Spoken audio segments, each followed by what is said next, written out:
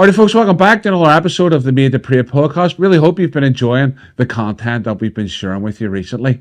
And this episode is a very important episode because we're going to be talking about the election that's coming up on the 4th of July. And we're going to be talking about the voter apathy that exists within the unionist community. We're going to talk about why it's important to vote. But more importantly than that, we're going to be talking with our two guests about what it is that you're actually voting for. So sit back, relax, and enjoy the conversation with my two guests, Phil Brett and Moore Holmes.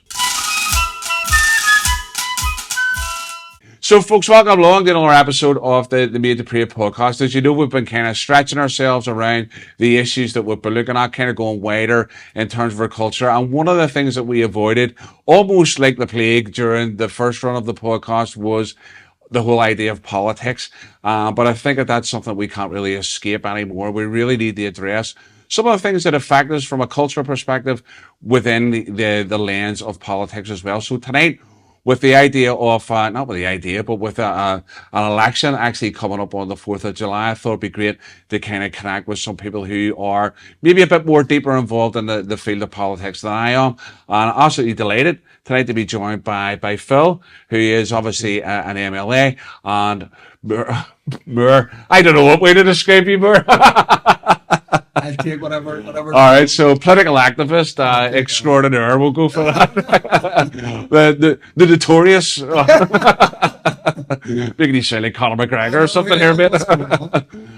So maybe it'd be good for us to maybe just start off with some introductions and things like that. Phil, if you maybe want to start off, just tell us a wee bit more about yourself and how you maybe got involved in the whole political arena. It'd be good as well. Yeah, and thank you very much for having me along this evening. Got me a good excuse to finish my canvas slightly early while the rain starts. The rest of the team are out.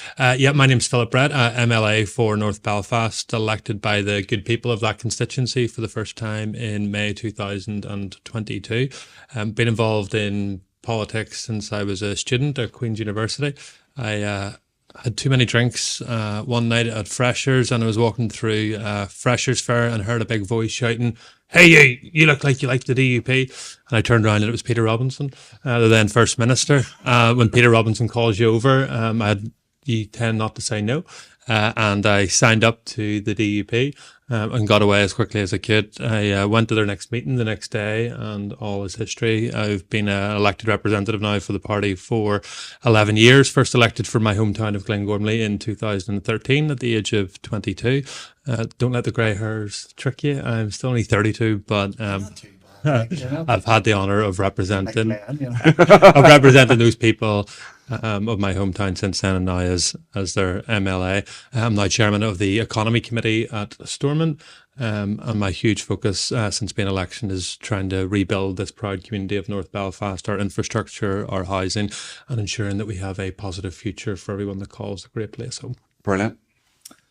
Moore. It's tough to follow that introduction there. Yeah, so obviously Moore Holmes. I live in East Belfast. In terms of how I got into politics, like growing up with my family, see, we used to go to my nanny's house every Sunday, have the good old Sunday roast dinner. All of us would sit around the table, and I swear to you now, it was like, a debating factory. Right, okay. No, there was none of this. How you getting on? How's school doing? It was all about politics. What did you hear in the news that day? What was going on in world politics and national politics and local politics and that time? So even just as growing up, I always found myself trying to contribute to that conversation at the dinner table, and often getting very quickly put in my place. But my background and my family harnessed that within you, that interest in politics, that interest in debating, and keeping you, aware of contemporary affairs. So that was a sort of,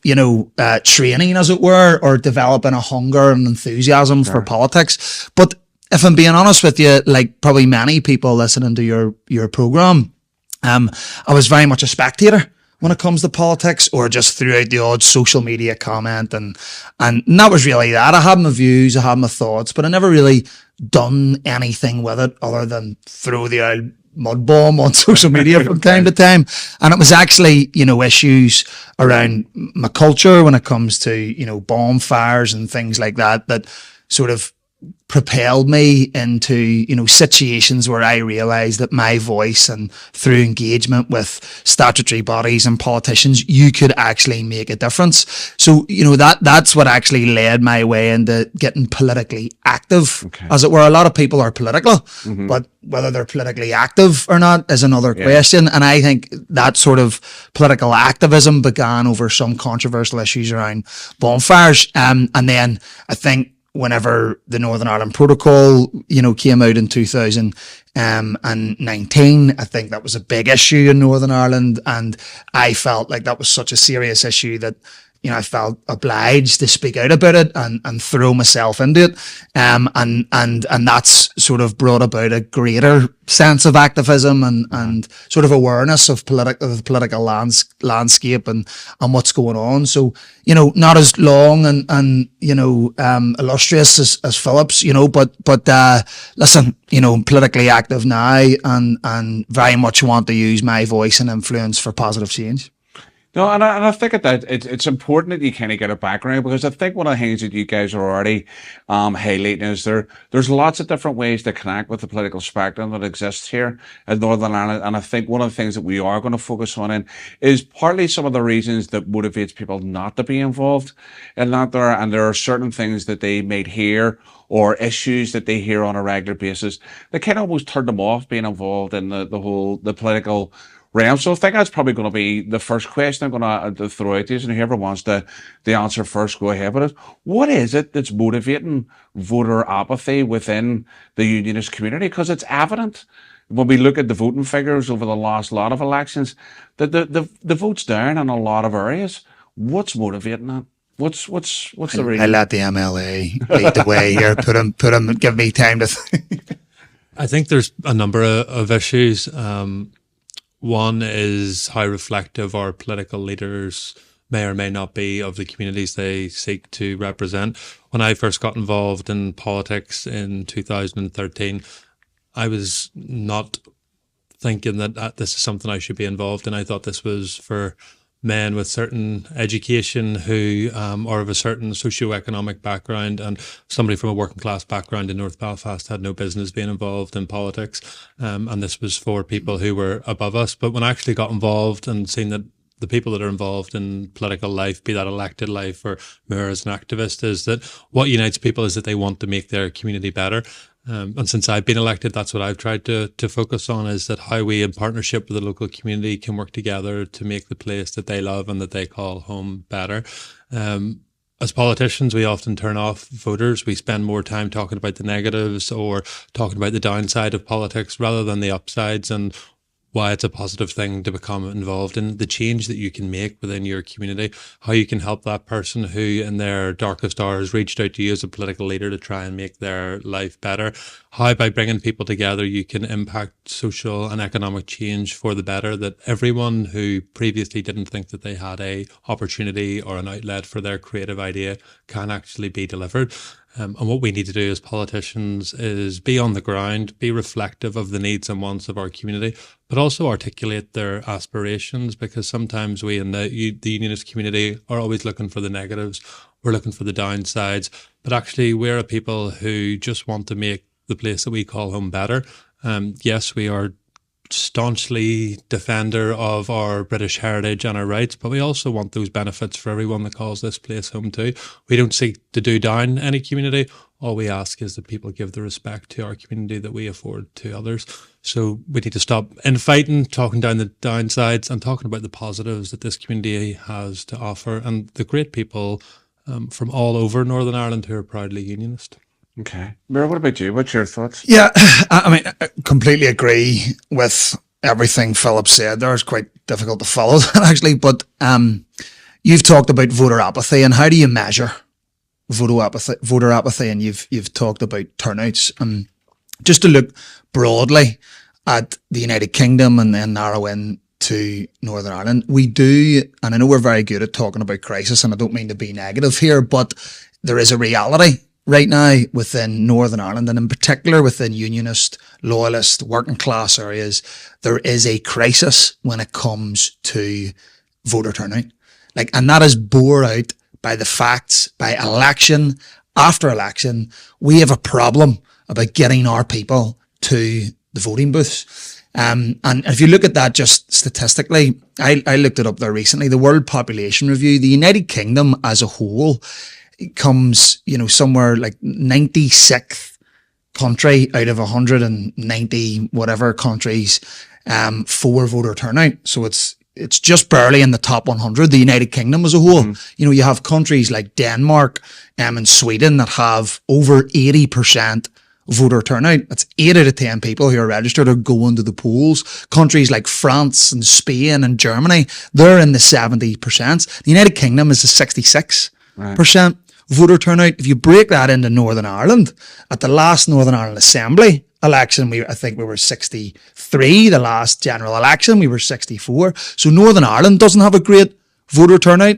The United Kingdom doesn't have a great voter turnout. And then you go further in the unionist and what you would traditionally call, I know people can have a problem with it, but what you would traditionally call unionist and loyalist areas, those areas are even less.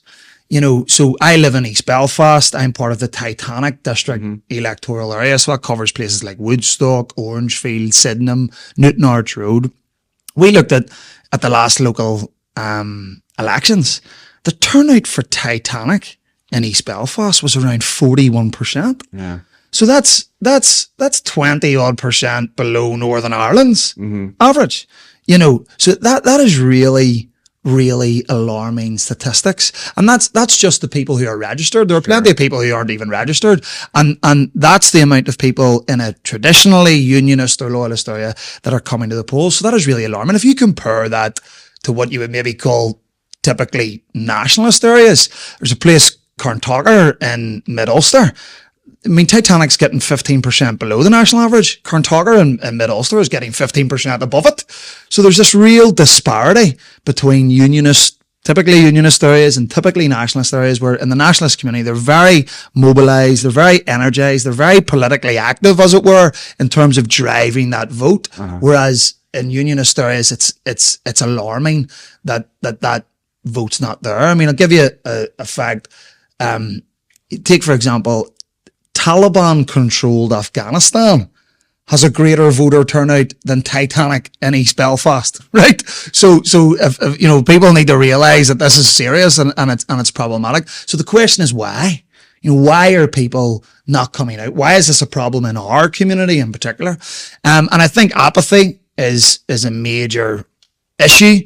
People, even just having a general disinterest in politics. It might not even be that they have an issue with politicians. It might not just be something that's interesting to them, and we need to sort of galvanize and, communicate why politics is important, why politics matters, and why it's a subject worth engaging in. But aside from disinterest, I think there's also disillusionment. People feel sometimes, rightly or wrongly, it's easy to just throw mud at the political systems. It's all corrupt. Politicians don't represent us. They're charlatans and all this. I'm not talking about you, Phil.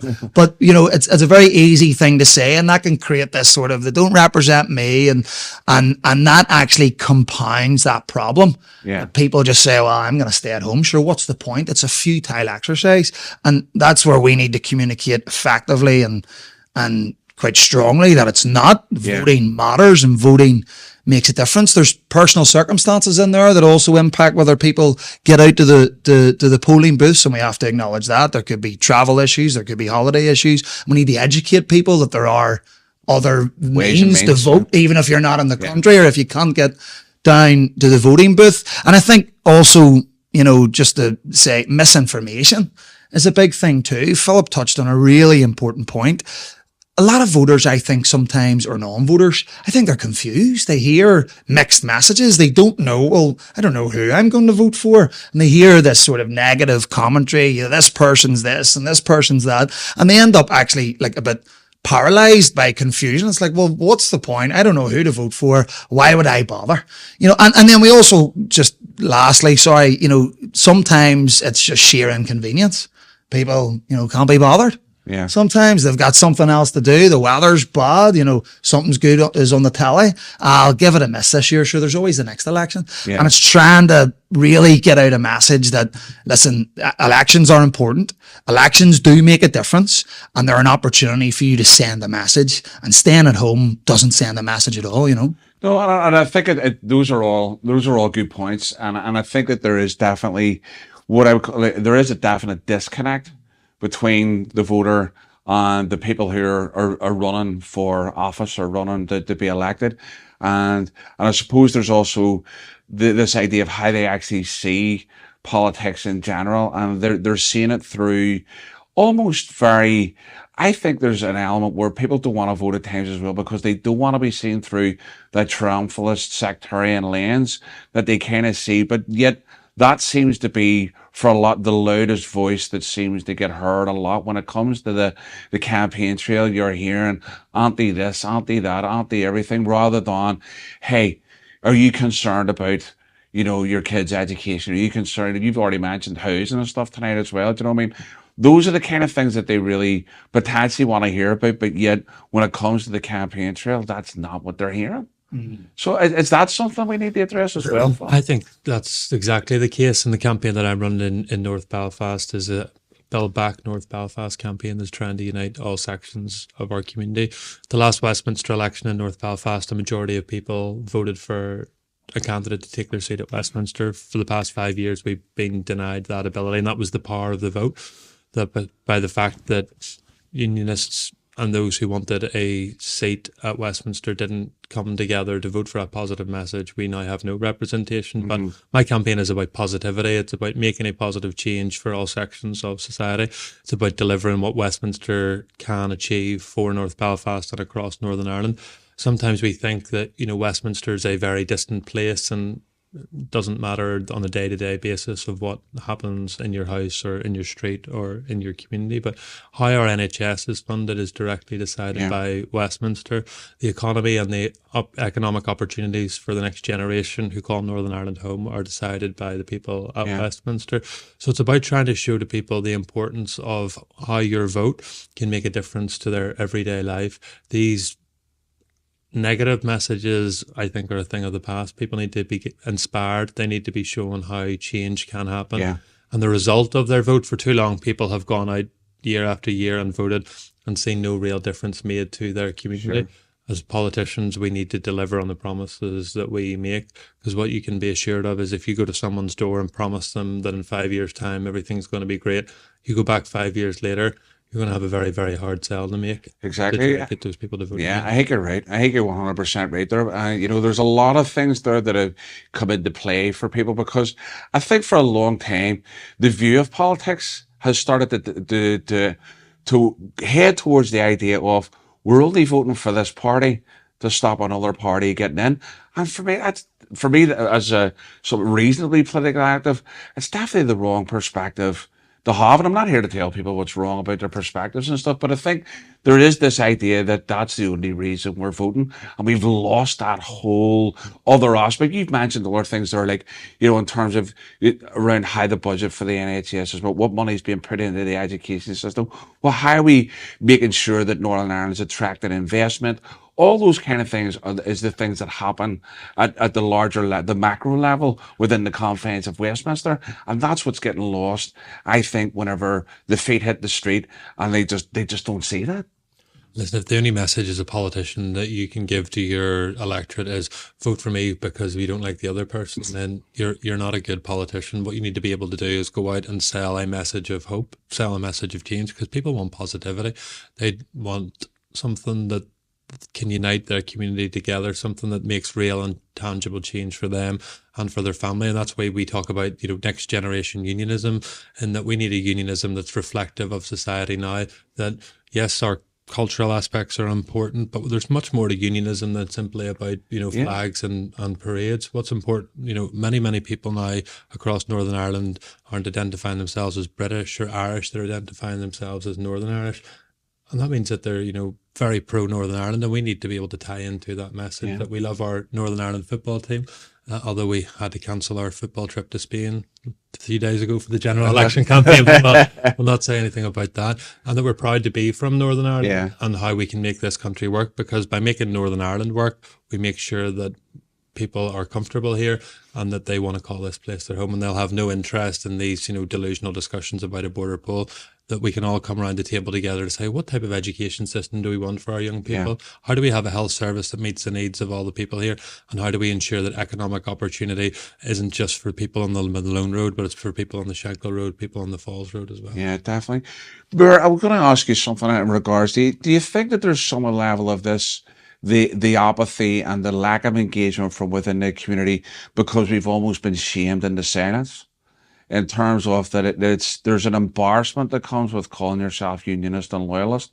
And I think for me, where I'm coming from here, and maybe this is maybe not an area that I thought I was going to delve into, but I think that, we have been branded successfully by the Republican movement to wear this shawl of shame in regards that we seem to be shouldering the blame for everything that's wrong in this country. I think what's came out a couple of times is that messaging is important. How you pitch your sell, as it were, to people, and what you say is meant to be reflective of what you stand for. And it's incredibly important that people do put forward a positive, inspiring, hopeful message and try to communicate to people that this is what we're going to stand for, this is what we're going to represent, and this is the sort of change that we want to see. And people can rally behind that positive message. This is what we're voting for, not necessarily this is what we're voting against. And that's incredibly important. What's even more important than messaging is delivery, because you can have all the great messaging in the world. You can say you're going to do this, you can say that you're going to do that. But if people aren't seeing the change, if people aren't hearing it, if people aren't witnessing it, if it's not actually making a material difference to them and to their community and to their family and to their bills, whatever it may be, the messaging is all it is.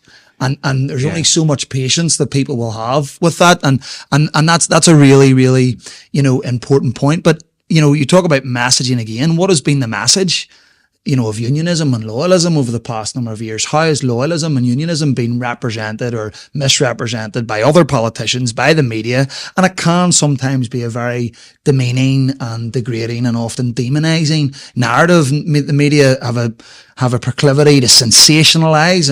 Which is understandable. They're going to report the house that's on fire rather than the 10 that aren't. Yeah. But what that does is create this disproportionate, narrative and message about what's going on within our communities and in our areas. And that can lend itself to some of the most inaccurate and sort of unhelpful stereotypes about our community. And I think some politicians, do have to take responsibility for that outside and inside the unionist community. There are some, I think that often play on the stereotypes, the wrong stereotypes of unionism and loyalism. They reinforce it because, there is a demographic out there that really believe these stereotypes, and it can motivate them, it's them pesky unionists or loyalists again, and that does need challenge. But the only way that can be challenged is, like Philip said, with effective representation, politicians that are prepared to stand up, fight the corner of the people, and articulate, what was the word that Philip used, right? Articulate the needs and concerns of the community in a way that's heard, in a way that's respectful and so forth. But also, people, I think communities can do a lot too. Yeah. It's all, yes, politicians are the ones bestowed with this responsibility from the people at the election, but they're not the only ones. Yeah. That need to be working for change, and that's something that's so great to see in a place like this, and in other areas where there is capacity building going on, where people are not just pointing at the politicians. What are you doing? But all of us as a community, what are we all doing here? It's all of our responsibility, and to sort of take that responsibility to drive change and develop, in our community. So that's a shared thing. But yes, I think, to answer your question, there can sometimes be a reluctance or a hesitancy for people to, fly their colours, when it comes to being a unionist or being a loyalist. And it's not because they're not or anything like that, but I think sometimes there can be an overwhelming tide of misinformation and misrepresentation of what unionism and loyalism really is, which makes people a wee bit more, a wee bit concerned about voicing that or whatever it may be. No, and I think that whenever we're talking about, because we've already mentioned it a number of times here, there's like the three things that people kind of almost automatically associate is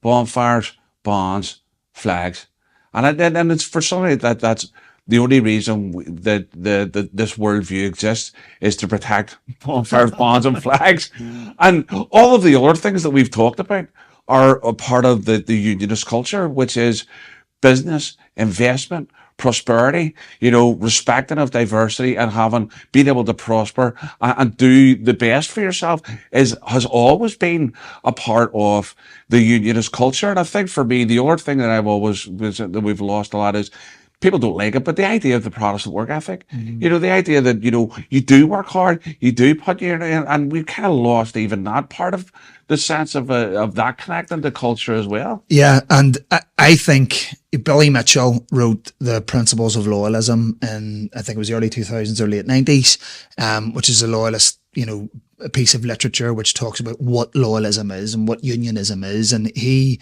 refers or uses as the sort of foundation of the ideology of loyalism as, he uses the Ulster Covenant as the reference point for that and breaks down the principles within the Ulster Covenant and says, this is what loyalism is. And two key principles within that is the material well-being of Ulster and equal citizenship within the United Kingdom. So at the foundation of loyalism as an ideology isn't necessarily bonfires and whatever have you.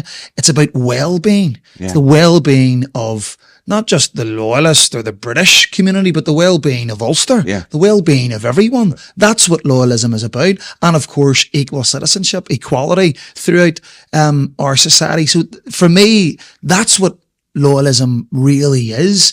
And it's important. Sometimes we get blown off course, with all of these contentious issues or identity-based issues, which, don't get me wrong, incredibly important. I love my bonfire and I love my parade and I love my flags and all that. But in terms of what the loyalist ideology is and what it means to be these things, it's much more encompassing and shouldn't be reduced to just a handful of identity issues. No, definitely. No, I think it is, because that wider perspective is lost. And I think, as we've already kind of said, that maybe some of our politicians have been guilty of playing those cards, playing that hand every time we kind of come around it. How do we change that, though? I mean, one of the things that we do want to get on to is later in a few minutes or two is looking at why it's important to vote. But how do we change that sense of connection? Because that's what I think. There's a real, there is a sense of disconnect between the politician, the community, the average person who's going about their day-to-day business, and I think for me, one of the things is about the idea of relationships, and I think about being that deeper connection, because I think those are the type of things that I think have the ability to try and connect us further. So if our politicians have got good relationships with their constituents, we're going to get results. We're going to get that idea of motivating, wanting to do things for yourself because you feel that you've actually something to contribute towards.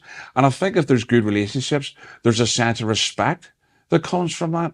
And I think that's maybe another aspect, is that if you feel that your politician's only at your doorstep at the time of an election, there's a sense of being disrespected.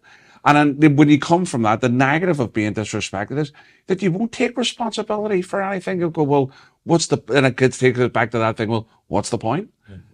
No, that's exactly right. When I was elected to the Assembly 2 years ago, people in North Belfast took a chance on me. They voted for an unknown. Yes, I made a lot of promises and said what I wanted to do. But unlike some when they're elected, I have spent the past 2 years repaying that loyalty that those people took the time out of their day to go and cast their ballot for me. And I've been grounded in the community that elected me. I've been on their doorstep all of the time, delivering on the issues that I claimed that I would, but also showcased the best of our community. And it plays to the point in relation to how loyalism and unionism is sometimes viewed not just in the wider community, but also by our politicians, that they go and talk to them at election time and then never see them again, and think that, oh, it's simply just flags, bonfires and bands, where, I'm blown away on a daily basis by what the Loyalist and Unionist community is doing for the people of North Belfast freely every single day, given of their time to improve the place that they love.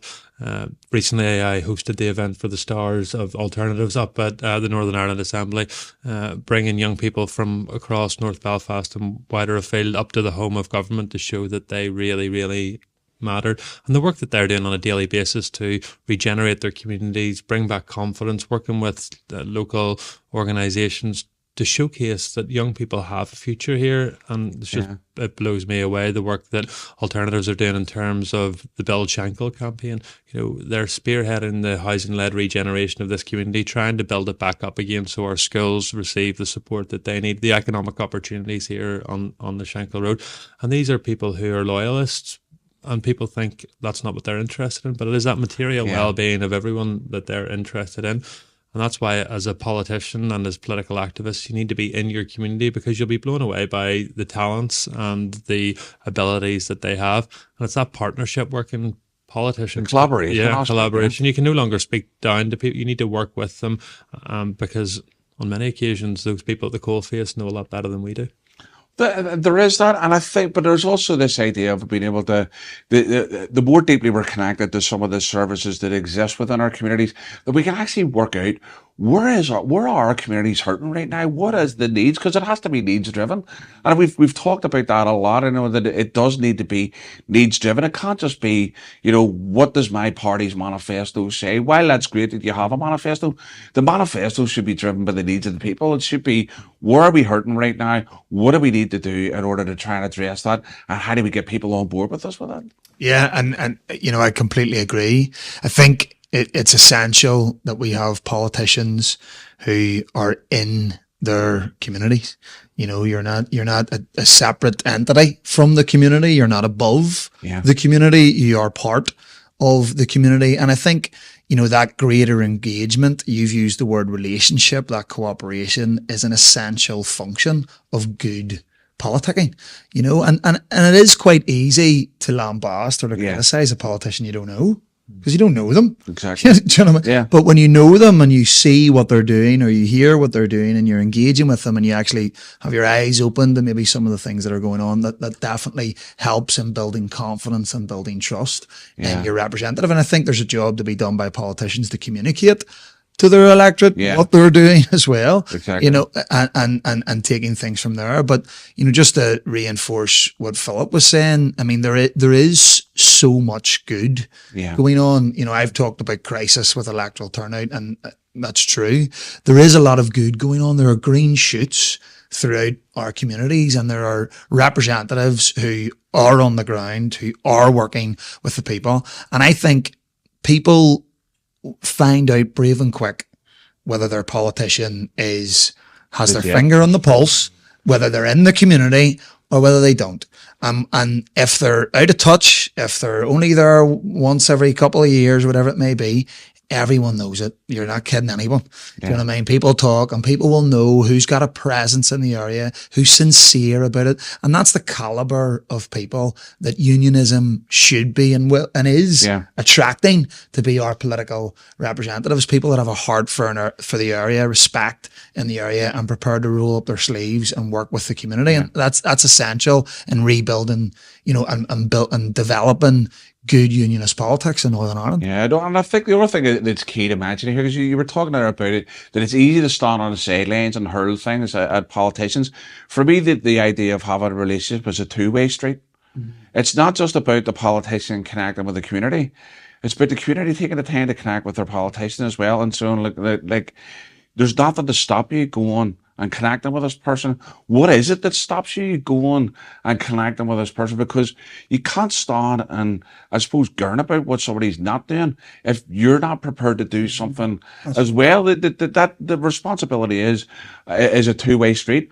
Philip, how are you finding that kind of thing happening with you finding a greater connection with your community? Are you finding that people are starting to reach out and build a relationship with you as a result of your wanting to connect with them? I think my mobile number number is the best known number in North Belfast now, after the taxi company and the Chinese, and then it's usually me.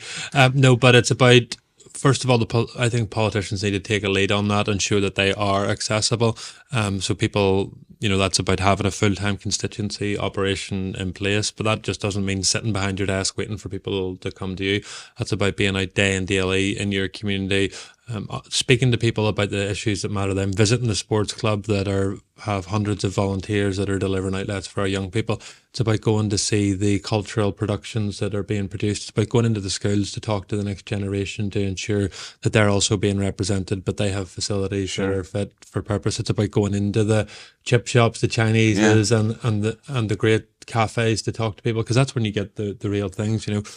As a politician, I can sometimes get depressed by reading social media about, how bad things are and how bad politicians are viewed. Yeah. See, going out and knocking a few doors, or going in and having lunch and talking to people about issues that really matter to them, that's what makes the difference.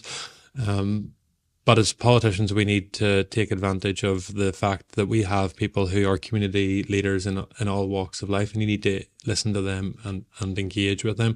So that's the thing that I love most about being an elected representative, is that I'm able to articulate the aspirations of the people that voted for me, that, I can go to Stormont on a Monday and Tuesday and get up and say, what is so good about North Belfast? This school has just achieved this. This organisation has just done this. This is what really makes a difference in our communities. But if you're a politician who is not grounded in your community, you don't live in your community, and you don't interact with people in your community, then you're onto a beaten docket. So get out there and talk to many people as you can. Well, and I think that's part of it, because I know whenever even, there's a similarity between some of those things that are level at churches and stuff as well. That people are just shipped into a community. They come and they worship in one community, don't spend any time there whatsoever. They all live elsewhere. And I think, there's been elements at times where politicians have been seen that way. They just parachute in whenever they feel that they need the vote, and then they disappear again. And so I think we've kind of covered a good bit as the rationale behind what's causing the apathy. We're conscious that connection between politicians and their communities is one reason there, but it's something that could be easily addressed. Just get out there and be in touch with people. We've talked about other things in regards to this, the idea of the stereotypes of our own community, and maybe an element of some messages that are heaping some shame upon us, that we're almost embarrassed to say we are a particular thing, and that's caused us to some people to take a neutral lane, I suppose, as well. And neutrality is the enemy of progress, to be honest with you.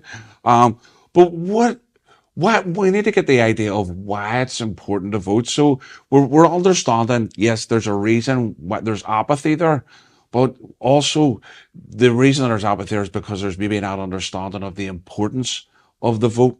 So if you were to say to someone on the street, they were to say to you, well, why should I vote? Yeah. No, I had a community launch of my Westminster campaign last Tuesday and got 80 people not affiliated to the DUP, not affiliated to politics in North Belfast, but to come along the journey that we're travelling in North Belfast. And what I said to them is, 2 years ago, they took a chance on me. And look what we've managed to do together. We have rejuvenated our communities. We are rebuilding our communities. We're getting record levels of investment. And that was the power of the vote of the ordinary man and the ordinary woman, and that was what was delivered.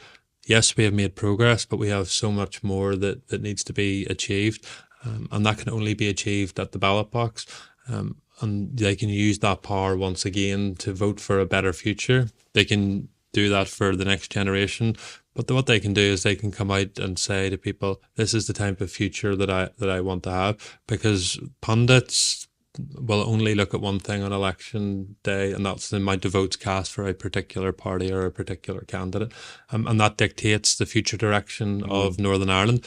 On the 5th of July, the pundits and people across Northern Ireland will look to see what shape the country will take, and that will be dictated by how many votes were given to a particular party and how many seats were given to a particular party. And when the future of Northern Ireland is written, it'll be written by those who decided to come out on election day and cast their vote for either progress, to try to make Northern Ireland work, or vote for those who want to try and divide our community further, those who want to bring us backwards. And as politicians, our job is to get out there and say that unionism has a offering for everyone across Northern Ireland, that you need to get out on election day and vote for progress in Northern Ireland and say that we need to demand better of our politicians. And the only way to do that is vote for those candidates who you believe represent the future that you want to see in Northern Ireland. And I think that that's also maybe harking back to the previous question, is that, that maybe they're not seeing that there, but I think it's important that we realize that, hey, that if you were to just try and distill this down, if you were to ask anybody, what is it you want for your kids? There's a certain line that people are going to come up with, isn't there? They're going to go, I want them to be able to get a good education. I want them to be able to know that if they've got a good education, there's the potential of them getting a good job. And I want them to be financially stable. I want them to own property. I want them to have all of the things maybe that we have right now, but we want them for themselves. When you ask somebody that, they'll be able to answer that. Mm-hmm. And that's their political agenda. Mm-hmm. And ultimately, that's what we're asking people to vote for, is what is the answer to that question? Because that's your political agenda. Who's going to get you that? It's a good point. And I think that comes back to that well-being. And if you ask me what I want for my kids, I want my daughter to be happy. Yeah. I want my girls to be happy. That's well-being. And how can that be achieved? And that's where you link in with some of those things you're talking about. But the question you said, why should someone vote? It's a really important question. And if someone stopped you in the street, why should you vote? Maybe someone's asked, why should they vote for you, Phil? But if someone just asked in general to me, why should you vote? The first thing I'd say is that it's your civic duty. It is a fundamental human right, to participate in democratic society. It's a right that was hard fought and hard won. And I think we are very much a rights-based society, and I understand why that is. And there's nothing necessarily wrong with that, but we also need to shift from rights to also responsibility. Sometimes it is your responsibility to vote. There's been, I think since the age of 18, there's been 3 times where I haven't been able to vote. Shame from not just me and my family when it didn't, but I think it is a civic duty to get out there. It's your responsibility as an active citizen within this society, within your country, to get yourself to the polling booths. And I know there are reasons why sometimes it can't happen or it doesn't happen, but that would be the first thing I would say.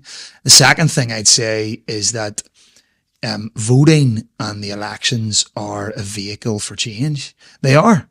Elections bring about change. They might not be all the change that you want them to bring about, and you could have a conversation about that, but elections force change. The campaigns, the promises, the results, it's all the industry of political transition and movement as societies change. So it is a real powerful tool to bring about change. And another reason is that it secures representation of your interests. We are a diverse society. There's different people within the society with different values and different priorities.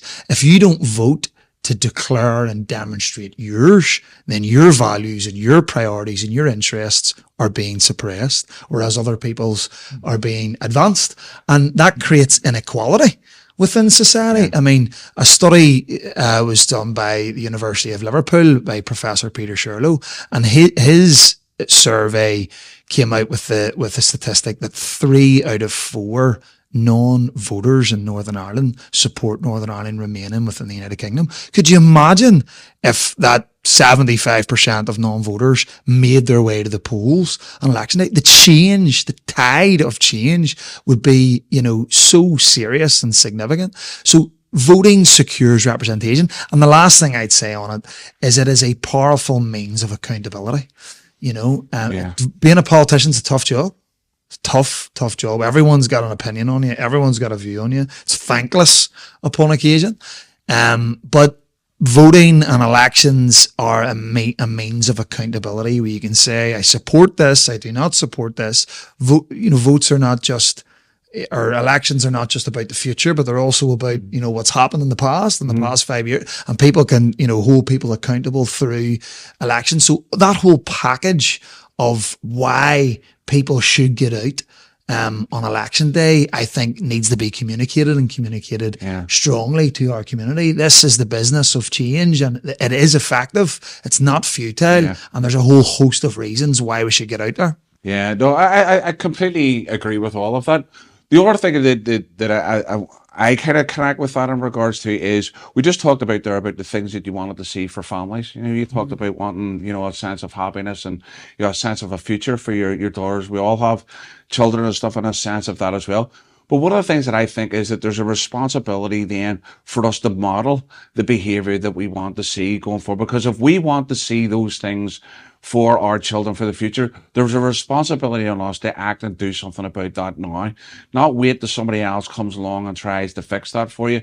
Model the behavior that you want to see. Get out and vote and show your children that if you want a successful future, there's one of the ways that you'll get it is by being civically active, by being politically active, and being concerned about the things that actually matter to you. You know, it's great. Go down to the pub and have a pint about it and sit and yak about it. But see if you're still yakking about it and you didn't go and vote, you've lost all, you know, right, that you actually yap about something because you're not modeling the behavior that, and no wonder a younger generation aren't getting out there to vote, because the generation that's before them have modeled that apathy for them. And no wonder we're having to try and G people up and get them out and recognize that this isn't just about, you know, the state at the border of Northern. This is about so much more than those things. And if you're not interested in those things, for me, you're kind of losing the plot of what it means to be a citizen of this country. And we really need to find that level of motivation. For me, mentoring that out for people is definitely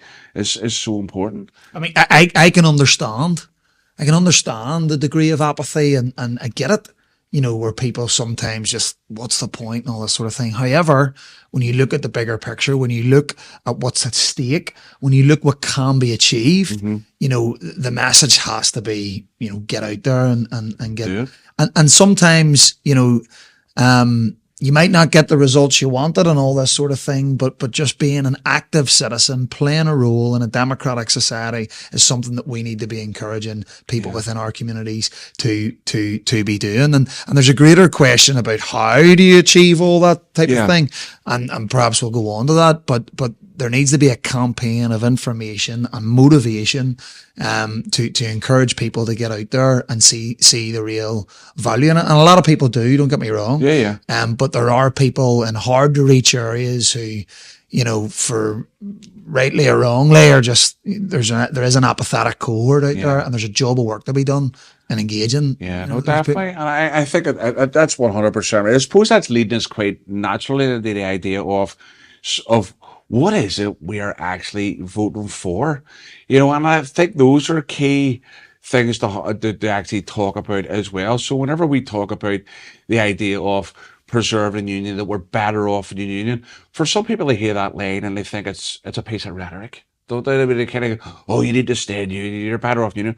We're not telling people the reasons why they're better off in the union, or what is it about being a part of this structure, that being connected to, you know, Scotland, Wales, England, 3 other nations and ourselves, what is it about that connection that has a benefit to my life here on the Shankill Road, on the Newtonards Road, or whatever road we're living on? What is it about that makes a difference in our life? What is it they're voting for? Someone votes unionist, they usually have this idea that they're voting for, we've already said, about keeping somebody else out, or to protect your flag and all that kind of stuff there.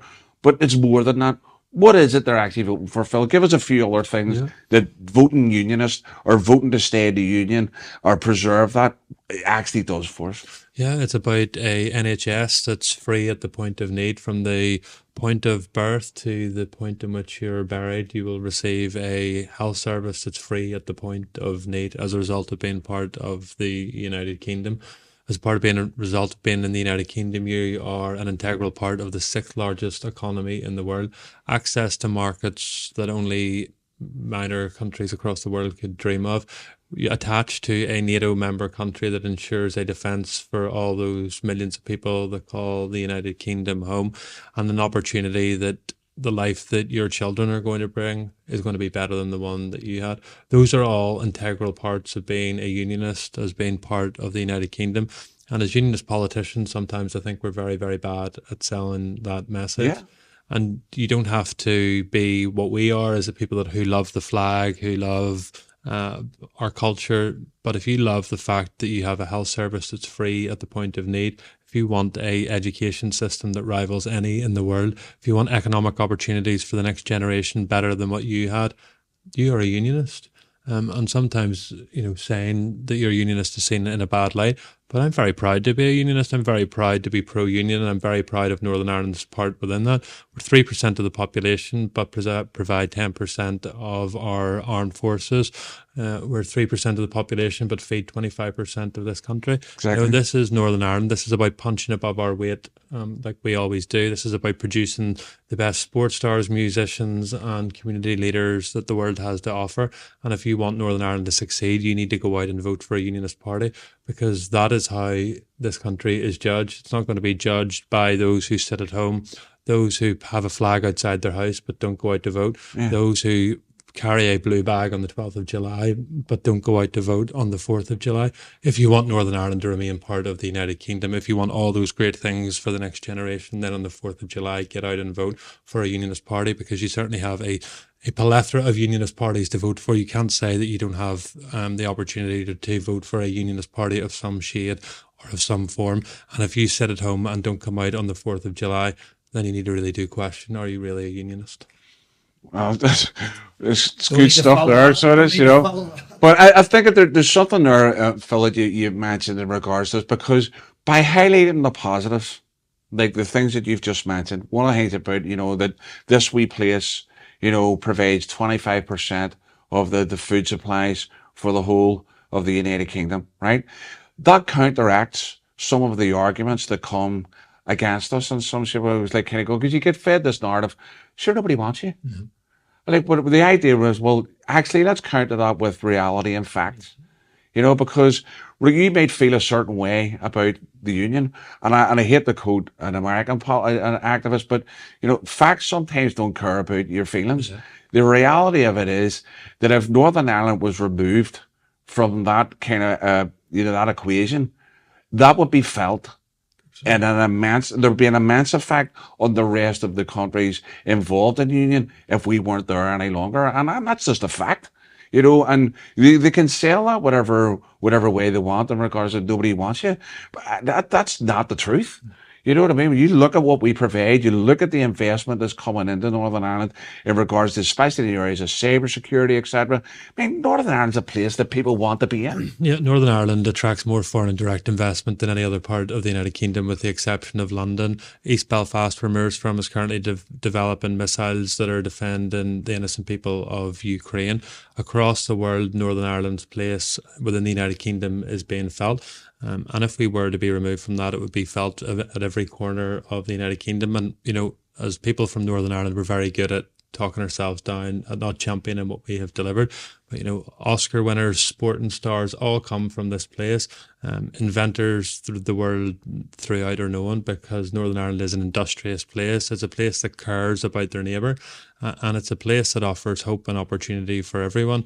And I just hope on the 4th of July that the election results prove that we get out there and say we are proud to be from Northern Ireland, we're proud to be in the United Kingdom, and we've proudly gone out to do our civic duty and voted for a unionist candidate.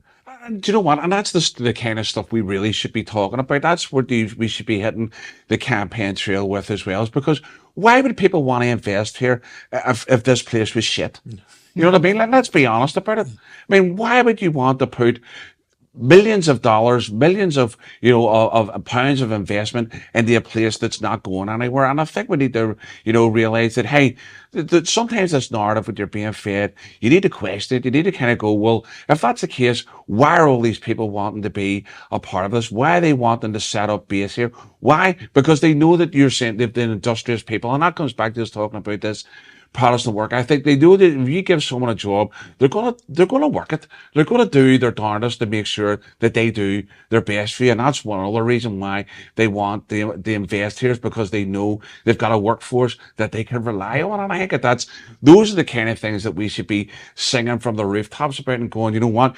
I would even suppose going out to the people in the community going, no, you're the reason why these people want to be here, because if you're good at your job, if you're skilled, if you've got yourself an education and you've applied yourself, you're the reason people want to be in Northern Ireland.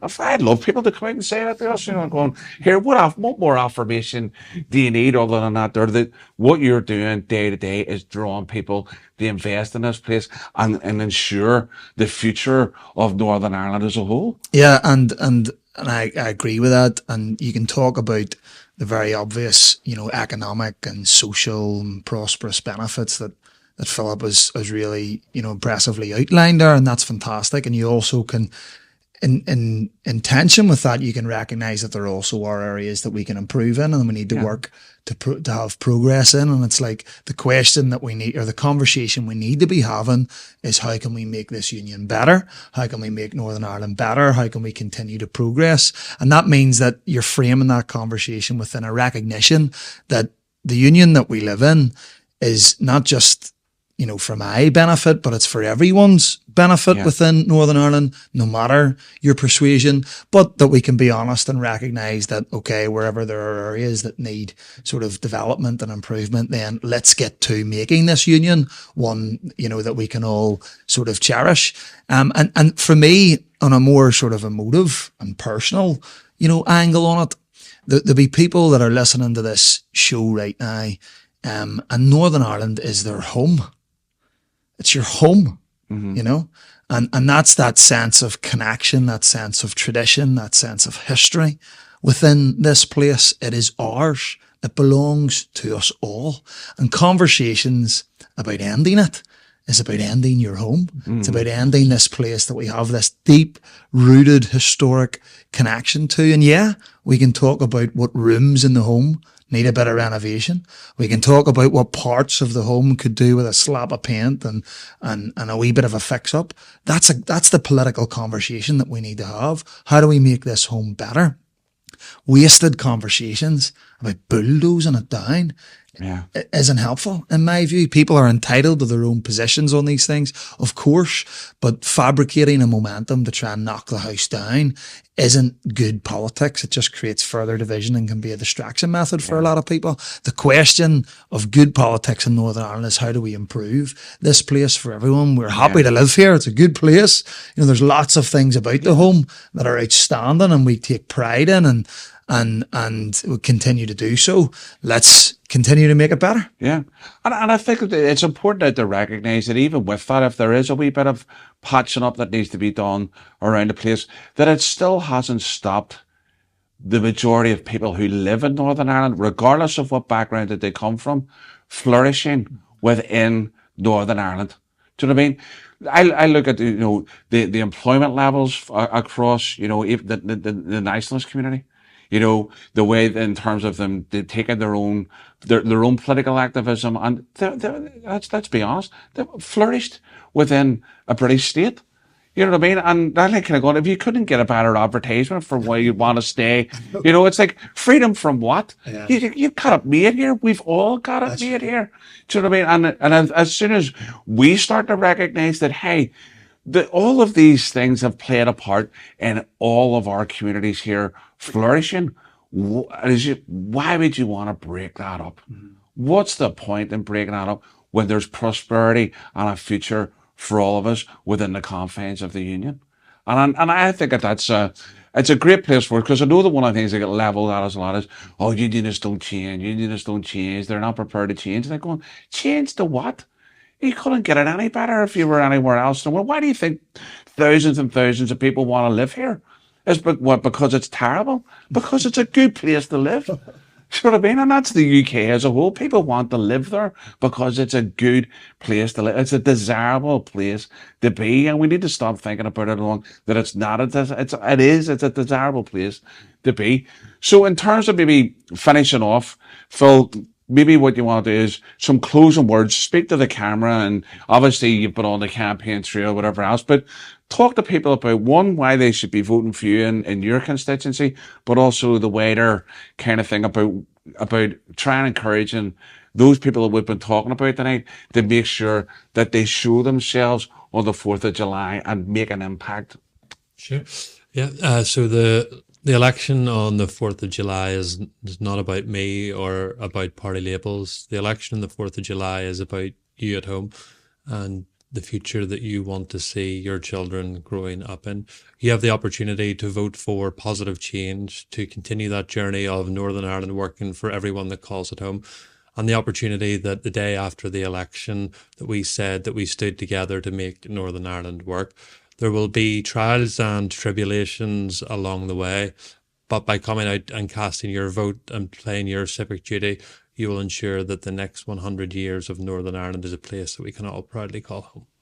Brilliant. I was like a broadcaster. You nailed that. Brilliant. It's like watching one of them leaders debates, you know, with the look at the camera. That's it. We're going to be short out of that. So. Well, listen, just to reiterate what's already been said on my part, 3 out of 4 people who do not vote in Northern Ireland support Northern Ireland remaining part of the United Kingdom. We see a pattern emerging election after election where in traditionally unionist and loyalist areas, there is low voter turnout. And compare that to what you would call nationalist areas, there is high voter turnout. That is making a difference. It's making a difference at elections and it's making a difference politically. So there is a real incentive, there's a real importance to get out on the 4th of July and vote. And through our group, Let's Talk Loyalism, we're running a campaign on this. It's called Get the Brits Out to Vote. So that's going to be coming up where we're trying to engage with businesses, to incentivize people to go out on polling day, trying to cooperate with various grassroots groups and political groups to try and maximize unionist voter turnout. Every election is a big and important election. Make sure you take the opportunity to have your voice heard. Yeah. Folks, just want to say thanks very much for coming in and sharing it with us. I think it's important that we know that we do engage even via this type of media to say, listen, there's a reason why we need to get out and vote. There's a reason behind what we're doing. There's a reason behind elections, and it's all concerned about the things that really concern you as a person. If you distill it down, those things, those hopes, those dreams, all those things that you have for your family, for your future, are all encapsulated in the rationale behind why we need to get out and vote, why it's important to vote, and what we're actually voting for. So I really appreciate your input, folks. Thank you very much. Brilliant. Thank you, Glenn. Good. Alrighty, folks, I hope you enjoyed that conversation with Phil and Moore there, and I hope you're really taking away some of the points that they're making in regards to the importance of voting and what that means for us as a community, but also what that means for Northern Ireland as a whole. One of the things that we didn't really touch on in the episode was sometimes we don't like the package that our unionist comes within, or the person that we're going to vote for comes within. What I would say is, if you believe in the union, then you need to vote for the person in your area that represents those views. We're not talking about all of the other views, like the flags, the bonds, all that kind of stuff. But the person that connects with the whole idea of staying in union, that's the person that we really need to vote for, because we need to change the political landscape here in Northern Ireland. We need to get out and vote. We need to make sure that our voices are heard and the things that we want for the future of Northern Ireland actually get done. So on the 4th of July, if you're registered to vote, make sure you get out and vote. Until the next episode, look after yourselves and take it easy.